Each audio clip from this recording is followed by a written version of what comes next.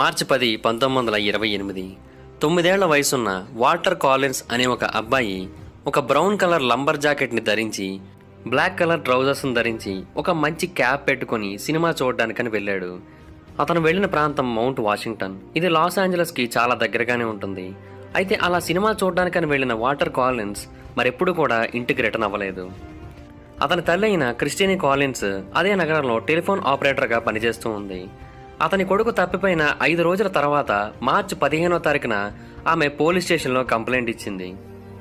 అప్పటికే ఆ నగరంలో 12 ఏళ్ల వయసున్న మ్యారియాన్ పార్కర్ అనే ఒక అమ్మాయిని కిడ్నాప్ చేసి చంపేసిన సంఘటన అనేది జరిగింది. ఇది జరిగిన 3 నెలల తర్వాత ఈ అబ్బాయి యొక్క ఇన్సిడెంట్ అనేది జరిగింది. సో ఆ అమ్మాయి యొక్క సంఘటన నుంచే ఆ నగరం వాళ్ళు అప్పటికి పూర్తిగా కోలుకోలేదు. అలాంటిది మళ్ళీ ఈ అబ్బాయి యొక్క సంఘటన అనేది జరిగేసరికి చాలామంది కంగారు పడ్డారు, ఎందుకని నగరంలో వరుసగా ఇలాంటివి జరుగుతూ ఉన్నాయని. సో వెంటనే అతని గురించి అమెరికాలోని అన్ని రాష్ట్రాలలోని కూడా ప్రచారం చేశారు. ఈ అబ్బాయి ఎక్కడైనా కనిపిస్తే మాకు తెలియజేయండి అంటూ. ఆ తర్వాత శాన్ ఫ్రాన్సిస్కో నుంచి ఓక్లాండ్ వరకు చాలా ప్రాంతాల నుంచి చాలా రకాల కాల్స్ అనేవి వచ్చాయి. మేము ఈ ప్రాంతంలో అబ్బాయిని చూసాము, ఆ ప్రాంతంలో అబ్బాయిని చూసామంటూ. కానీ అక్కడికి వెళ్ళి చెక్ చేస్తే ఆ అబ్బాయి ఎక్కడా కూడా కనిపించలేదు. కానీ ఒకే ఒక చోట మాత్రం ఒక వింత టిప్ అనేది కనిపించింది. అది ఎక్కడ అంటే గ్లెండేల్ గ్యాస్ స్టేషన్ అనే ఒక గ్యాస్ స్టేషన్ ఉంది. ఆ గ్యాస్ స్టేషన్ దగ్గర ఒక అబ్బాయి ఒంటి మీద బట్టలేవీ లేకుండా కేవలం న్యూస్ పేపర్ని మాత్రమే చుట్టుకొని కేవలం ఫేస్ మాత్రమే కనిపించేలాగా నుంచొని ఉన్నాడంట. ఆ అబ్బాయి చూడడానికి సేమ్ వాల్టర్ కాలిన్స్ లాగే ఉన్నాడంటూ చాలా మంది పోలీసులకు ఇన్ఫార్మ్ చేయడంతో పోలీసులు వెంటనే ఆ ప్రాంతంలో సెర్చింగ్ చేయడం మొదలుపెట్టారు. బట్ ఆ అబ్బాయి గురించి అక్కడ కూడా ఎలాంటి సమాచారం దొరకలేదు. కానీ ఎట్టకేలకి ఆగస్టు 1928న ఇలినాయిస్ పోలీసులు ఇంటి నుంచి పారిపోతున్న ఒక అబ్బాయిని పట్టుకున్నారు. ఆ అబ్బాయి యొక్క ఫిజికల్ డిస్క్రిప్షన్ చూడడానికి వాల్టర్స్తో మ్యాచ్ అవుతూ ఉంది. అండ్ ఆ అబ్బాయిని నువ్వు వాల్టర్ కాలిన్స్ అని అడిగితే ఆ అబ్బాయి కూడా అవుననే చెప్పాడు. తనని కొంతమంది కిడ్నాప్ చేశారంటూ ఒక అబ్డక్షన్ స్టోరీని కూడా చెప్పాడు ఆ అబ్బాయి. సో పోలీసులు అతనే వాల్టర్ కాలిన్స్ అని నమ్మారు. అండ్ అంతేకాకుండా తర్వాత క్రిస్టిన్కి కాల్ చేసి మీ అబ్బాయి ఇక్కడే ఉన్నాడు, మీ అబ్బాయిని ఇక్కడ నుంచి అక్కడికి తీసుకురావాలంటే $70 ఖర్చు అవుతోంది అని అన్నారు. క్రిస్టిన్ ఆ $70ని కూడా పే చేసింది. సో ఆమె కొడుకుని ఆ తర్వాత మళ్ళీ లాస్ ఏంజలస్లో ఉన్న ఆమె దగ్గరికి చేర్చారు. ఆ తర్వాత 3 వారాల పాటు ఆ తల్లి కొడుకులు కలిసే ఉన్నారు. అయితే 3 వారాల తర్వాత సడన్గా క్రిస్టియన్కి ఒక విషయం అర్థమైంది. అదేంటంటే 3 వారాల పాటు తనతో ఉన్న ఆ అబ్బాయి తన కొడుకు కాదు అని. ముందు అందరిలాగే క్రిస్టియన్ కూడా అబ్బాయి వాల్టర్ కాలిన్స్ అనుకుంది, తన కొడుకు అనుకుంది. ఎందుకంటే ఆమె కొడుకు తప్పిపోయిన బాధలో ఉంది. సో ఆ టైంలో తన కొడుకులాగే ఉన్న ఒక అబ్బాయిని తీసుకొచ్చి పోలీసులు ఇదిగో ఇతనే వాల్టర్ కాలిన్స్ అంటే ఆబ్వియస్లీ ఆమె కూడా నమ్మింది అతనే అని. కానీ తర్వాత ఆమెలో ఉన్న డిటెక్టివ్ బ్రెయిన్ అనేది కొంచెం పనిచేయడం మొదలుపెట్టింది. వాల్టర్ కాలిన్స్ కన్నా ఇప్పుడు తెచ్చిన అబ్బాయి కొంచెం పొట్టిగా ఉన్నాడు. అండ్ అంతేకాకుండా వీళ్ళిద్దరి యొక్క డెంటల్ రికార్డ్స్ అనేవి చాలా డిఫరెంట్గా ఉన్నాయి. వాల్టర్ కాలిన్స్ యొక్క పళ్ళ వరుస డిఫరెంట్గా ఉంది, ఈ అబ్బాయి యొక్క పళ్ళ వరుస డిఫరెంట్గా ఉంది. తప్పిపోయే టైంకి వాల్టర్ కాలిన్స్కి ఒక పిప్పి పన్ను ఉండేది, కానీ ఈ అబ్బాయికి ఆ పిప్పి పన్ను లేదు. సో క్రిస్టియన్ కాలిన్స్ ఆ అబ్బాయి తన కొడుకు కాదంటూ పోలీసులకి ఇన్ఫార్మ్ చేసింది. ఈ అబ్బాయి తన కొడుకులాగే యాక్ట్ చేస్తున్నాడు, కానీ కొన్ని విషయాల్లో మాత్రం ఈ అబ్బాయి నా కొడుకు కాదని నాకు తెలిసిపోతోంది. దానికి కారణం ఏంటంటే వాల్టర్ చాలా నెమ్మదస్తుడు అండ్ అంతేకాకుండా నాతో చాలా బాగా బిహేవ్ చేసేవాడు. కానీ ఈ అబ్బాయి ఎప్పుడు కూడా నాతో అంత మంచిగా బిహేవ్ చేయట్లేదు, కొంచెం రూడ్గా బిహేవ్ చేస్తున్నాడు. వాల్టర్ నన్ను ఎప్పుడూ కూడా మదర్ అని పిలిచేవాడు, కానీ ఈ అబ్బాయి మాత్రం నన్ను మా అని పిలుస్తున్నాడు. సో ఇలాంటివన్నీ కూడా నాకు ఈ అబ్బాయి వాల్టర్ కాదు అని తెలియజేస్తున్నాయని చెప్పింది. నా కొడుకు ఎక్కడో ఒక చోట క్షేమంగా ఉంటాడని అనుకుంటున్నాను, కానీ ఈ అబ్బాయి అయితే మాత్రం ఖచ్చితంగా నా కొడుకు కాదు. సో దయచేసి ఈ అబ్బాయిని తీసుకొని వెళ్ళిపోయి నా కొడుకుని నాకు అప్పగించండి అని అందామె. అయితే పోలీసులు కూడా ఆ అబ్బాయి వాల్టర్ కాలిన్సా కాదా అనే విషయాన్ని పూర్తిగా కన్ఫర్మ్ చేసుకోకుండానే ఆమె దగ్గరికి తీసుకొని వచ్చేశారు. దానికి కారణం ఏంటంటే పబ్లిక్ నుంచి చాలా ప్రెషర్ వస్తోంది. వాల్టర్ కాలిన్స్ కేసుని ఎప్పుడు సాల్వ్ చేస్తారు మీరంటూ. చేయలేకపోయినట్టయితే చేత కాదని చెప్పి వదిలేసేయండి అని పోలీస్ డిపార్ట్మెంట్ని తిడుతూ ఉన్నారు కూడా. సో వాళ్ళు వాల్టర్ కాలిన్స్ లాగా ఒక అబ్బాయి కనిపించగానే అతనికి ఎలాంటి టెస్టులు చేయకుండానే అతనే వాల్టర్ కాలిన్స్ అని అతని యొక్క మాటని నమ్మి తీసుకొచ్చేశారు. కానీ నిజానికి ఒక పోలీస్ ఆఫీసర్ ఆ వ్యక్తి యొక్క బ్యాక్గ్రౌండ్ గురించి తెలుసుకోవడానికి ట్రై చేస్తున్నప్పుడు అతని కుటుంబానిది ఈ ప్రాంతం కాదని తేలింది. కానీ అతను కూడా మిగతా అఫీషియల్స్ యొక్క మాటలు విని ఆ రిపోర్ట్స్ అన్నిటిని కూడా పక్కన పెట్టేసి ఈమె దగ్గర తీసుకొని వచ్చేశాడు. అయితే పోలీసులు ఎప్పుడైతే క్రిస్టిని ఇతను తన కొడుకు కాదని చెప్పిందో అతనికి కొన్ని టెస్టులు చేయాలని నిర్ణయించుకున్నారు. ఆ టైంలో బ్లడ్ టెస్టులు, DNA టెస్టులు లాంటివి కాకుండా జస్ట్ మనుషుల్ని గుర్తుపట్టడం లేదా పెంపుడు జంతువులు ఉంటాయి కదా, అవి గుర్తుపట్టడం లాంటివి జరుగుతున్నాయా లేదా అనే వాటి మీద టెస్టింగ్స్ చేశారు. వాల్టర్ యొక్క పెట్ డాగ్ని ఈ అబ్బాయి దగ్గర తీసుకొని వదిలితే అది కూడా వాల్టర్ని గుర్తుపట్టి వాల్టర్ దగ్గరికి వేగంగా వెళ్ళిపోయి అతని చుట్టూ తిరుగుతూ అతనితో ఆడుకోవడానికి ట్రై చేస్తున్నట్టుగా హుషారుగా కనిపించింది. సో ఆ కుక్క కూడా అతనే వాల్టర్ అని కన్ఫర్మ్ చేస్తూ ఉంది. కానీ క్రిస్టియన్ మాత్రం అతను తన కొడుకు కాదు అని చెబుతోంది. So Los Angeles police department captain అయిన జేజే జోన్స్కి ఈ కేసును అప్పగించారు. జేజే జోన్స్ క్రిస్టియన్ గురించి మాట్లాడుతూ ఏమన్నాడంటే, నువ్వేమనుకుంటున్నావు, అసలు మమ్మల్ని అందరినీ కూడా నువ్వు ఫూల్స్ చేయాలనుకుంటున్నావా, లేదా తల్లిగా నీ బాధ్యతల్ని నువ్వు విస్మరించాలనుకుంటున్నావా, అసలు నీ కొడుకు అతను కాదని నువ్వు ఎందుకు చెబుతున్నావు, నువ్వు చాలా క్రూయల్ హార్టెడ్ ఉమెన్, నాకు తెలిసి నీకంటే ఈ ప్రపంచంలో ఇంకెవరూ కూడా ఫూల్ కాదు అని అన్నాడు. కేసు ఎంతకీ సాల్వ్ కాకపోవడంతో బాగా హర్ట్ అయినట్టున్నాడు ఆయన. ఎప్పుడైతే అతను ఆ మాట అన్నాడో పోలీసులందరూ కూడా తప్పంతా క్రిస్టియన్ అనుకున్నారు. సో వెంటనే ఆమెను బలవంతంగా మెంటల్ హాస్పిటల్లో జాయిన్ చేశారు అండ్ ఆమెకి ట్రీట్మెంట్ కూడా ఇవ్వడం మొదలుపెట్టారు. అయితే సెప్టెంబర్ 8, 2018 క్రిస్టియన్ సేమ్ ఆ మెంటల్ హాస్పిటల్లో ఉన్న టైంలో జేజే జాన్స్ మరొకసారి ఆ అబ్బాయితో మాట్లాడాలని నిర్ణయించుకుని ఇలినాయిస్లో ఉన్న పోలీస్ స్టేషన్కి ఆ అబ్బాయిని తీసుకొని వచ్చాడు. ఆ టైంలో మరొకసారి ఆ అబ్బాయితో డిస్కషన్ పెట్టాడు. నువ్వేనా వాల్టర్ కాలిన్స్ అని అడిగాడు. కానీ ఆ టైంలో ఆ అబ్బాయి ఒక విషయం చెప్పాడు. అదేంటంటే, నేను వాల్టర్ కాలిన్స్ని కాదు, నా పేరు ఆర్థర్ హచ్చిన్స్ అని. అప్పుడు అందరూ కూడా క్రిస్టియన్ యొక్క మాటల్ని నమ్మారు అండ్ అంతేకాకుండా పోలీస్ ఆఫీసర్స్ని ఇష్టం వచ్చినట్టు తిట్టారు. ఎందుకంటే ఆమె చెప్పిన మాటల్ని నమ్మకుండా ఇంకా ఈవెన్ ఆమెనే మెంటల్ హాస్పిటల్లో జాయిన్ చేశారు. సో పోలీస్ ఆఫీసర్స్కి ఖచ్చితంగా శిక్ష పడాలంటూ ఆ టైంలో పబ్లిక్ చాలా పెద్ద ఎత్తున నినాదాలు చేయడంతో సిచ్యువేషన్ మరింత వరస్ట్గా మారిపోయింది. అయితే ఆర్థర్ హచ్చిన్స్ అనే ఆ అబ్బాయి తన యొక్క కథను కూడా ఆ టైంలో పోలీస్ ఆఫీసర్కి చెప్పాడు. అతని యొక్క కథ ఏంటంటే, ఆర్థర్ యొక్క మదర్ చనిపోయింది. అతనేమో తన తండ్రి దగ్గర నుంచి, తన యొక్క పిన్ని దగ్గర నుంచి పారిపోయి వేరే ఏదో ఒక ప్రాంతానికి చేరుకోవాలనుకున్నాడు. అదే టైంలో యుఎస్లో హాలీవుడ్ యాక్టర్స్ ఎక్కువగా తిరుగుతూ ఉంటారని అతను ఒకసారి తన తండ్రి చెబితే విన్నాడు. సో అందుకోసమని యుఎస్కి పారిపోవాలని నిర్ణయించుకున్నాడు. అలాగ పరిగెడుతున్న టైంలోనే అతను ఒకసారి డెకాల్ప్ ఇలినాయిస్ కేవ్లోకి వెళ్ళిన తర్వాత కొంతమంది ఆ అబ్బాయిని చూసి, అరే నువ్వు వచ్చు లాస్ ఏంజల్స్లో తప్పిపోయిన వాల్టర్ కాలిన్స్లా ఉన్నావురా అని అన్నారు. అంటే లాస్ ఏంజలస్కి వెళ్తే హాలీవుడ్ యాక్టర్స్ని కలవచ్చు. ఈ ఉద్దేశంతోనే పోలీసులు ఆ అబ్బాయి దగ్గరికి వెళ్ళి నువ్వు వాల్టర్ కాలిన్స్ అని అడగగానే అవును అన్నాడు. ఎందుకంటే ఒకవేళ లాస్ ఏంజలస్కి వచ్చేసినట్టయితే అప్పుడు అతను హాలీవుడ్ యాక్టర్స్ అందరినీ కలవచ్చు, వాళ్ళతో సెల్ఫీలు కూడా దిగచ్చు అని అనుకున్నాడు. ఈవెన్ ఒక పోలీస్ ఆఫీసర్ అతని యొక్క బ్యాక్గ్రౌండ్ గురించి స్టడీ చేస్తున్నప్పుడు అతని గురించి కొంచెం తెలిసింది. బట్ అయినప్పటికీ కూడా వాల్టర్ కాలిన్స్ యొక్క కేసుని క్లోజ్ చేయాలని వస్తున్న ప్రెషర్ కారణంగా అతను కూడా దాని గురించి పట్టించుకోవడం మానేసి ఆ అబ్బాయిని తీసుకొని వచ్చి క్రిస్టియన్కి అప్పచెప్పేశారు. అతనికి కౌబాయ్ యాక్టర్ అయిన టామ్ మిక్స్ అంటే చాలా ఇష్టమంట, మరీ ముఖ్యంగా. సో అతను వాల్టర్ కాలిన్స్ లాగా పేరు మార్చుకున్నది ఈ టామ్ మిక్స్ని కలవడానికంట. అయితే ఇదంతా తెలిసిన తర్వాత క్రిస్టియన్ని మెంటల్ హాస్పిటల్ నుంచి రిలీజ్ చేశారు కదా, ఆమె అందులోంచి బయటకు వచ్చిన వెంటనే సెప్టెంబర్ 13వ తారీఖున LAPD కెప్టెన్ అయిన జేజే జాన్స్ మీద కోర్టులో కేసేసింది. ఎందుకంటే నేను అతను నా కొడుకు కాదని చెబుతున్నా కూడా అతను నన్ను క్రూయల్ మైండెడ్ అని, క్రూయల్ హార్టెడ్ అని, నేను ఫూల్ అని చెప్పి నన్ను మెంటల్ హాస్పిటల్లో జాయిన్ చేశాడు.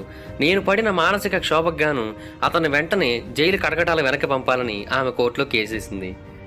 కోర్టు వెంటనే అతన్ని సస్పెండ్ చేసింది అండ్ అంతేకాకుండా అతను క్రిస్టియన్కి $10,800 డబ్బును కూడా ఫైన్గా పే చేయాలని తీర్పునిచ్చింది. అప్పట్లో $10,800 అంటే చాలా పెద్ద మొత్తం. But of course J J Johns ఆమెకి ₹1 కూడా పే చేయలేదు. కాకపోతే అతని యొక్క ఉద్యోగం పోయింది కదా అన్న ఉద్దేశంతో క్రిస్టియన్ కూడా అతన్ని ఏమనలేదు. బట్ ఇప్పటికీ కూడా ఒక ప్రశ్నగానే మిగిలిపోయింది. అదేంటంటే, అసలైన వాల్టర్ కాలిన్స్ ఏమయ్యాడు? ఇప్పుడే కొన్ని థియరీస్ పుట్టాయి. థియరీ నెంబర్ 1, దీన్ని చెప్పింది వాల్టర్ కాలిన్స్ యొక్క ఫాదర్ అయిన వాల్టర్ JS కాలిన్స్.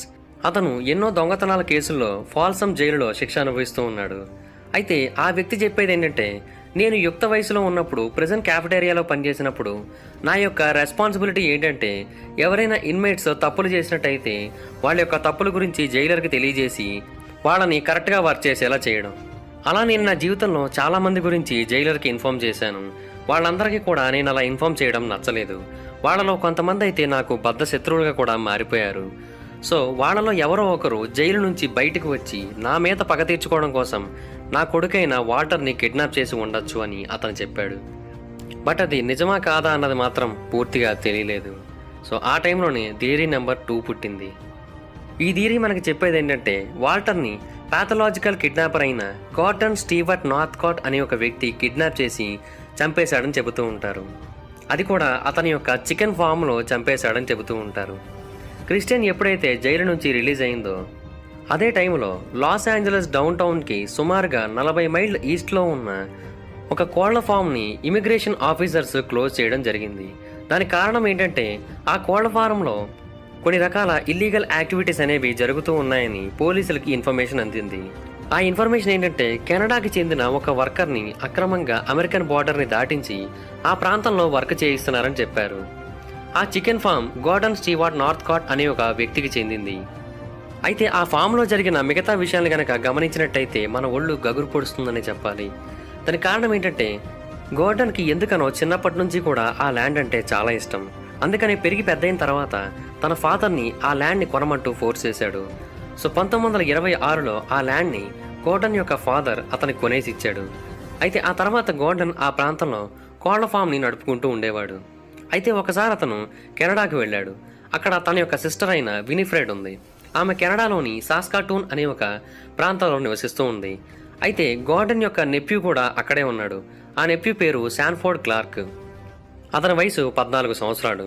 గార్డన్ యొక్క సిస్టర్ గార్డన్ని ఒక రిక్వెస్ట్ చేసింది. అదేంటంటే శాన్ఫోర్డ్ని తనతో పాటుగా అమెరికా తీసుకొని వెళ్ళిపోమని, అంతేకాకుండా అతని కోళ్ల ఫారంలో వీలైతే ఏదైనా ఉద్యోగం ఉంటే చూపించమని. శాన్ఫోర్డ్ని గార్డన్ తనతో పాటుగా అమెరికాకి తీసుకొని వచ్చాడు.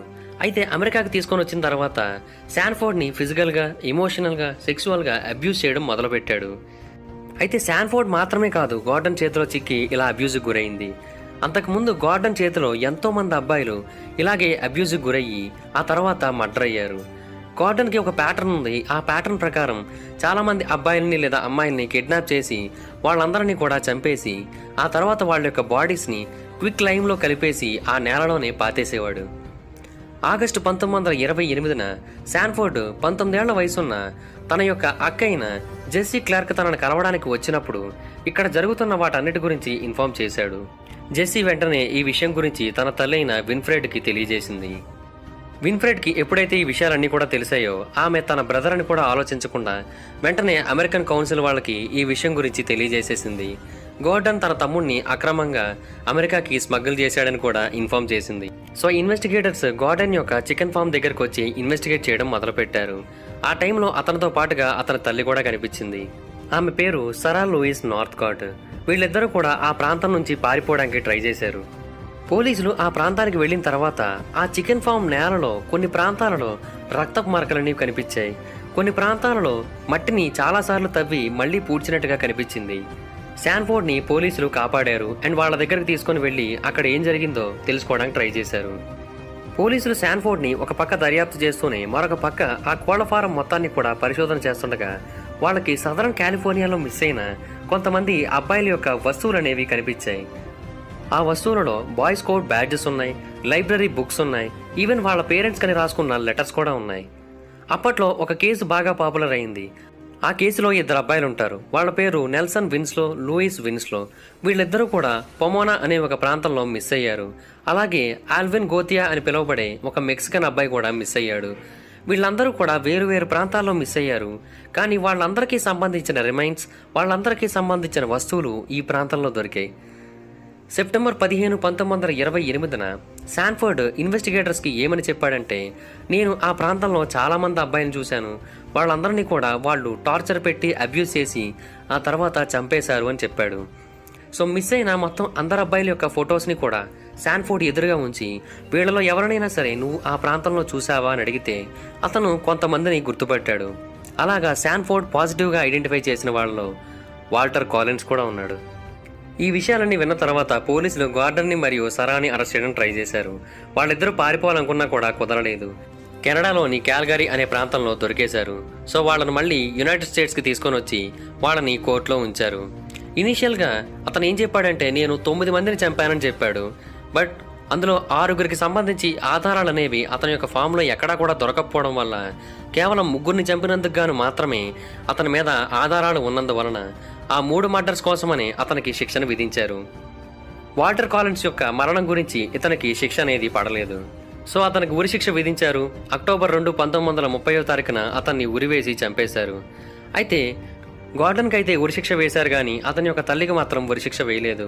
ఆమెకి జీవిత ఖైదును విధించారు. సో ఆమె జీవితం మొత్తం కూడా జైల్లోనే ఉండాల్సిందిగా ఆమెకి చెప్పారు. అయితే ఆమె ఏమని చెప్పిందంటే, వాటర్ కాలిన్స్ని మేము చంపేశాము, అది కూడా గొడ్డలితో నరికి చంపేసి మా కోళ్ల ఫారంలోనే ఏదో ఒక చోట సమాధి చేశాము అని చెప్పింది. సో ఆ కోళ్ల ఫారం మొత్తం వెతికారు, బట్ అయినప్పటికీ కూడా ఎక్కడా కూడా వాటర్ కాలిన్స్ యొక్క బాడీ అనేది దొరకలేదు. అయితే ఇంత ఘోరమైన సంఘటనలు అనేవి జరిగిన తర్వాత ఆ ప్రాంతం ప్రజలు ఆ ప్రాంతానికి ఇంకా ఆ పేరు ఉండకూడదనుకున్నారు. అప్పటి వరకు ఆ ప్రాంతం పేరు వైన్ విల్లే అని ఉండేది. కానీ ఇలాంటి ఘోరమైన సంఘటన జరిగిన తర్వాత ఆ ఊరి పేరుని మీరాలోమా అని మార్చేశారు. ఎందుకంటే ప్రతి ఒక్కరూ కూడా విన్విల్లేలో ఇలా జరిగింది, విన్విల్లేలో ఇలా జరిగింది అంటే అందులో ఉండే వాళ్ళకు కొంచెం ఇబ్బందిగా ఉంటుందన్న ఉద్దేశంతో అలా మార్చారంట. ప్రపంచం మొత్తం ఇంతే, మనుషులు మార్చలేరు కానీ పేర్లు మార్చేస్తుంటారు. గార్డన్కి ఉరిశిక్ష విధించిన తర్వాత ఉరి తీయడానికి ముందు గార్డన్ వాటర్ కాలిన్స్ యొక్క తల్లి అయిన క్రిస్టియన్కి ఒక లెటర్ రాశాడు. ఆ లెటర్లో ఏమని రాశాడంటే, నేను నీకు వాటర్ గురించి నిజం చెబుతాను, నువ్వు నా దగ్గరకు వచ్చి నాతో మాట్లాడాలి అని అన్నాడు. క్రిస్టియన్ వెంటనే చాలా ఆశగా అతను ఉన్న జైలుకు వెళ్ళి గార్డన్ని కలవడానికి ట్రై చేసింది. కానీ గార్డన్ రమ్మన్న రోజు కాకుండా మరుసటి రోజు రావడం వల్ల గార్డన్ ఈగో హర్ట్ అయిందో ఏమో, నాకు నిన్ను చూడాలని కూడా లేదు, నాకేమీ తెలియదు, నేను చాలా అమాయకుణ్ణి అని చెప్పాడు. ఇది చెప్పడానికైతే అదేదో లెటర్లోనే రాయొచ్చు కదా, ఆవిడ ఇంత దూరం రమ్మండం ఎందుకు? ఇంకా ఆశ్చర్యకరమైన విషయం ఏంటంటే, గార్డన్ని ఉరి తీయడానికి ముందు కొన్ని రోజులు అతన్ని జైలు సెల్లో ఉంచారు కదా, ఆ సెల్లో ఉన్న గోడలన్నిటి మీద కూడా అతను ఒకటే రాసుకుంటూ వచ్చాడు. అదేంటంటే, I never met Walter Collins, అంటే నేను అసలు వాల్టర్ కాలిన్స్ని కలవలేదు. మై ఫాదర్ డిడ్ ఇట్, నా తండ్రి చేశాడు అని రాశాడు. గార్డన్ యొక్క తండ్రి చనిపోయి చాలా కాలం అవుతోంది, మరి అతని తండ్రి ఎలా చేస్తాడు? గార్డన్ని ఉరితీసి చంపిన 5 సంవత్సరాల తర్వాత ఆ కోళ్ల ఫారంలో గార్డన్ చేతిలో చంపబడ్డాడు అని అనుకుంటున్న అబ్బాయిలలో ఒక అబ్బాయి మళ్ళీ సేఫ్గా కనిపించాడు. అండ్ ఆ అబ్బాయి మళ్ళీ వాళ్ళ ఇంటికి చేరుకున్నాడు కూడా. దీన్ని గమనించిన తర్వాత వాటర్ కూడా బ్రతికే ఉంటాడు, వాటర్ కూడా వాడి యొక్క చేతి నుంచి తప్పించుకునే ఉంటాడని క్రిస్టియని ఆశపడింది. తన యొక్క జీవితం మొత్తం కూడా వాటర్ కాలిన్స్ గురించి వెతుకుతూనే ఉంది, ఎక్కడా కూడా గివప్ అనేది ఇవ్వలేదు. కానీ వాల్టర్ మాత్రం ఒక్కసారి కూడా మళ్ళీ తిరిగి కనిపించలేదు ఆమెకి. వాల్టర్ ఏమయ్యాడు? నిజంగా గార్డన్ చేతిలో లేదా అతని యొక్క తల్లి చేతిలో చంపబడ్డాడా? లేదా వాళ్ళిద్దరి చేతుల నుంచి కూడా తప్పించుకొని ఎక్కడికి వెళ్లాలో ఏం చేయాలో తెలియక ఏదో ఒక ప్రాంతంలో వేరే కుటుంబం దగ్గర కానీ లేదా ఒంటరిగా కానీ బ్రతుకుతూ ఉన్నాడా? అసలు ఏమైంది ఈ అబ్బాయికి? ఈ విషయాలన్నీ ఇప్పటికీ కూడా ఒక అన్సాల్వ్డ్ మిస్టరీసే. మీకేమనిపిస్తోంది? వాటర్ కాలిన్స్ బ్రతికే ఉన్నాడు అనిపిస్తోందా? బ్రతికుంటే ఎక్కడుండే అవకాశం ఉందనిపిస్తోంది? తప్పిపోయే టైంకి వాటర్ కాలిన్స్ యొక్క వయసు 12 సంవత్సరాలు. 12 సంవత్సరాలు కుర్రాడంటే తను ఎక్కడ ఉంటున్నాడు, తన ఇంటికి దారేంటి, ఇలాంటి విషయాలన్నీ కొంచెమైనా తెలుస్తూ ఉంటాయి. ఒకవేళ ఇవన్నీ తెలిసిన వాడైతే బ్రతికి ఉన్నట్టయితే ఖచ్చితంగా ఇంటికి వచ్చేవాడు కదా. ఎవరినో ఒకరిని డబ్బులు అడిగి వేరే రాష్ట్రాలలో ఉన్నా సరే ట్రైన్ ఎక్కైనా ఇంటికి చేరుకునేవాడు కదా. ఏమైంది ఆ అబ్బాయికి? మీకేమనిపిస్తోందో కింద కామెంట్ చేయండి. ఈ వీడియో మీకు నచ్చినట్టయితే లైక్ చేయండి, వీడియోని షేర్ చేయండి, మా ఛానల్ని సబ్స్క్రైబ్ చేసుకోండి, పక్కనే ఉన్న బెల్ ఐకాన్ క్లిక్ చేయండి. ఈ వీడియోని షేర్ చేయడం మాత్రం మర్చిపోవద్దు, ఎందుకంటే షేర్ చేస్తేనే వీడియో గురించి మా ఛానల్ గురించి అందరికీ తెలుస్తుంది. ఒకవేళ మీరు నన్ను డైరెక్ట్గా ఫాలో అవ్వాలనుకుంటే నా ఇన్స్టాగ్రామ్ ఐడి జబర్దస్త్ మహీధర్, మీరు అక్కడికి వచ్చి నన్ను ఫాలో అవ్వచ్చు. ఒకవేళ మీరు నాకేమైనా సపోర్ట్ చేయాలి అనుకుంటే కింద సబ్స్క్రైబ్ బటన్ పక్కన జాయిన్ బటన్ ఉంటుంది, దాని మీద ప్రెస్ చేసినట్టయితే మీకు కొన్ని మెంబర్షిప్ ఆప్షన్స్ కనిపిస్తాయి. దాంట్లో మీకు తోచిన అమౌంట్తో ఏదో ఒకటి సెలెక్ట్ చేసుకొని దాని ద్వారా మెంబర్షిప్ తీసుకొని నాకు జాయిన్ అయ్యి నాకు సపోర్ట్ చేయొచ్చు. Okay guys, thank you, by by.